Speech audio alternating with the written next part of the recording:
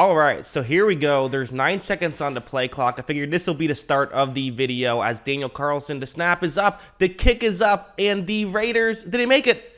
Yes, he makes it. I thought it snuck through the right side. There was, oh no, there was a timeout. Okay, timeout. So I'll edit this out and we'll jump again. I think I said we'll jump again. Not sure why I said that. I meant we'll jump to when we see this again. Okay, now 15 seconds on the play clock. Is Daniel Carlson going to make this one? Are the Raiders going to go up to 7-7? Or are the Browns going to go up to 8-6? Kick is up. Kick is right down Broadway. I don't see any flags on the field. The Raiders have won a wild one. Wow. I mean, this, it originally reminded me of that Miami Dolphins game from last year where you felt like, it was just crazy game where the Raiders were just, they had to win it. Obviously, there was the Fitzpatrick crazy final play that cost the Raiders the game. Kind of felt like it was going to be similar with another guy who isn't technically a starting quarterback in Nick Mullins, or even a backup with Nick Mullins making some crazy plays. Fun game. Let's just get into the film and talk about what happened. So first, what the Raiders were doing well was kind of just small stuff like this, just the methodical driving the ball down the field kind of stuff early on. And this is also what the Browns are doing well. I mean, I think both teams did this well, where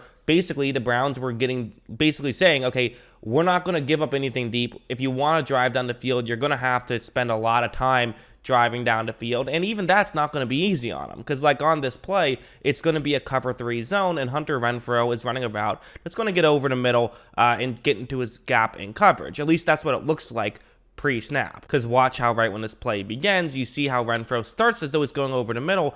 That's not really open, and I think two things are possible. Either A, this was designed all the way, but I actually think more likely this was just Renfrow looking over and saying, hey, there's a little gap right there, and Carr also noticing that. And these are two guys who tend to be on the same page in a lot of these ways. So I could be wrong. This could have been a design all the way, but watching it, it looks like this was actually some improvisation from Hunter Renfrow. Watch Renfrow get into the gap, and he's gonna, make that catch. So that's how the Raiders were able to get up, was stuff like that. Good defense from the Browns. I mean, the Browns are a good defense, and the Raiders were just at times able to still find ways to push the ball down the field. So stuff like that. Like this one's another one where this is just great offense beating great defense on this play. It's going to be a man coverage play, and you have a one-on-one matchup. It's Bryan Edwards working one-on-one on Denzel Ward. So, good matchup, and it's man coverage. Edwards has done very well in man coverage, but granted, Denzel Ward's a really good corner. So you could argue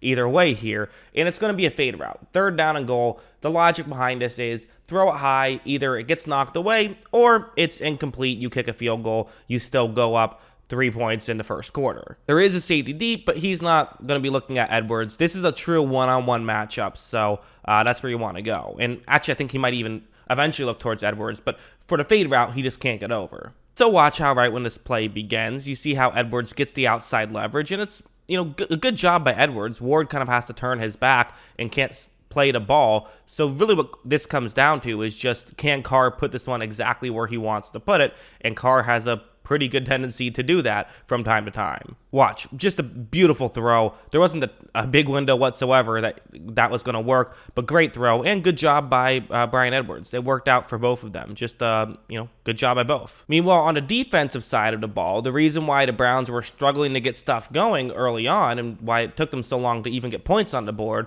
was because really the Browns just seemingly were out-coaching or getting out-coached by the Las Vegas Raiders. It seemed like it was a coaching thing. This is an example, and I don't know exactly what happened here. Obviously, I'm not into defensive play call. Maybe this is just one of those lottery situations where you send a pressure and it happens to be that blitz just happens to blow up the run scheme. That does happen sometimes, like on this play.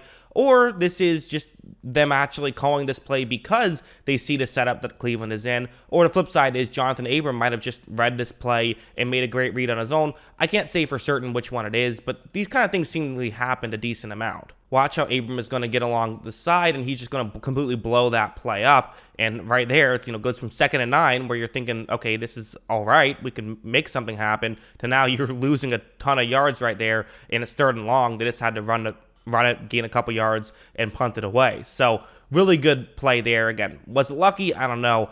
But there was some stuff like that. Like this one's another one where what's going to happen here, it's just a weird play. And should mention, well, first off, the way this is going to work, the thing to watch is the double team on Max Crosby. The way a double team typically works in the running game is you have two guys start off blocking Crosby. One of them, though, gets off that block and will block a linebacker. That's the idea here.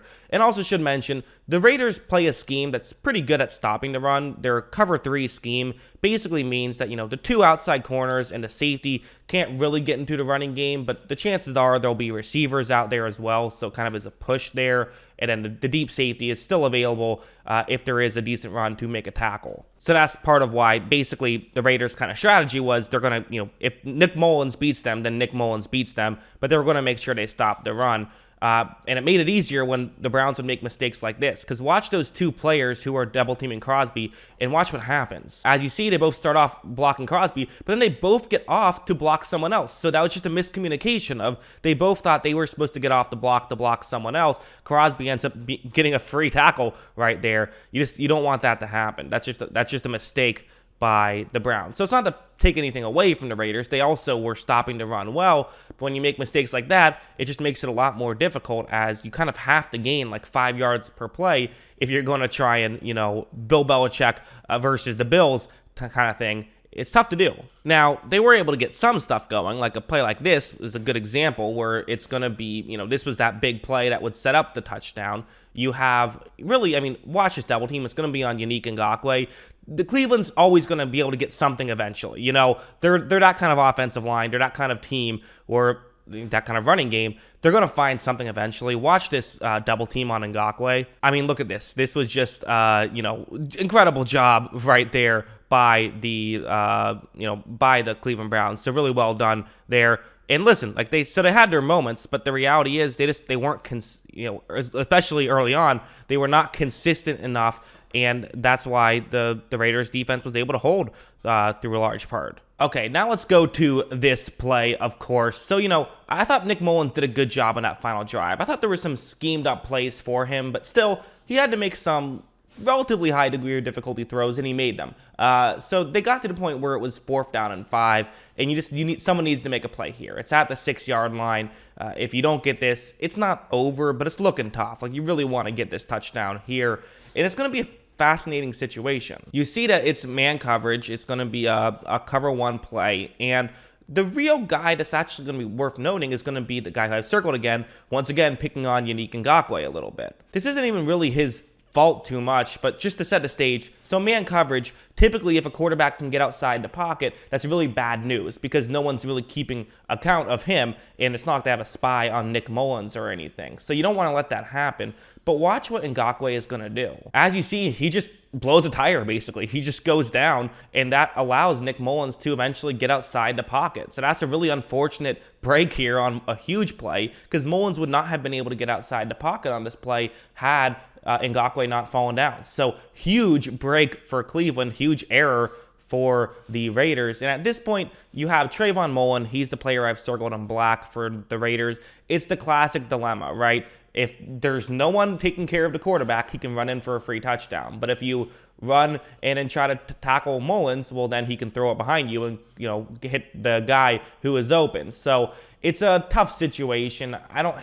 There's no right answer here. I typically kind of say, might as well make him throw it. There's a chance something could go wrong, but either way, it's looking tough. And as you see, Mullins is able to make that throw and they get the touchdown. So, good stuff there by Nick Mullins, good stuff by the Browns, and also, catch a break on top of that, and they go up. Of course, then Derek Carr would go on, just a drive for the ages. That was incredible stuff by Carr. I thought he was so good in that final drive of just every throw was exactly where it had to be. The Browns sort of started showing some pressure. I don't know why. They were playing well when they were dropping back into coverage. They also got bailed out with just, it wasn't holding. They were in field goal range. A penalty that wasn't a penalty got called on the Raiders. That would have been really frustrating if the Raiders lost because of that. But hey, like I always say, you got to overcome the bad calls. The Raiders overcame the bad calls. They were the better team. Not dead yet. Raiders not dead yet. Fun game. So yeah, that's what I thought. What do you guys think? Let me know in the comments below. Always love hearing from you. And of course, as always, thanks for watching.